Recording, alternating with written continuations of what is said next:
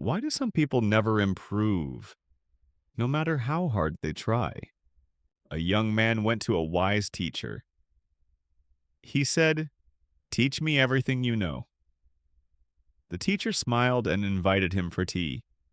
He started pouring tea into a cup. The cup became full, but he didn't stop. Tea spilled onto the table, then onto the floor.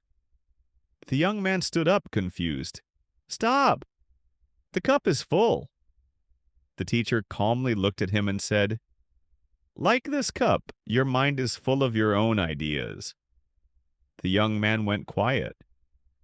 "If you truly want to learn," the teacher continued, "you must first empty your mind." That day, the young man realized he wasn't learning.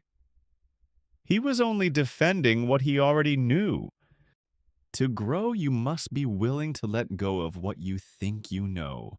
Subscribe to keep learning English with us.